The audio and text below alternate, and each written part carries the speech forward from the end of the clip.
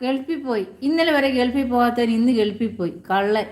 അവൻ നിന്നോട് പറഞ്ഞതാ ഗൾഫിൽ പോയെന്ന് പറയാൻ. ഇന്നലെ വരെ ഗൾഫിൽ പോയില്ല, പിന്നെ ഒരു ദിവസം കൊണ്ട് ഇവനങ്ങ് ഗൾഫിൽ പോവല്ലേ? എന്താടാ പിന്നെ ഗൾഫിൽ പോയി. അവൻ ജോലി കഴിഞ്ഞ് ഇറങ്ങി എക്സ്പീരിയൻസ് സർട്ടിഫിക്കറ്റ് പോലും ആവാത്തവൻ.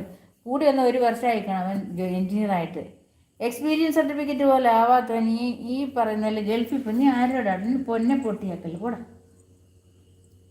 ഇവിടെ നാട്ടിൽ ജോലി ചെയ്തൊരു 3 വർഷം സർട്ടിഫിക്കറ്റ് ഉണ്ടല്ലോ പോകാനും പറ്റൂ. ഞാൻ പറഞ്ഞത് ഗൾഫിൽ പോയല്ല, ആരും പറഞ്ഞതല്ല.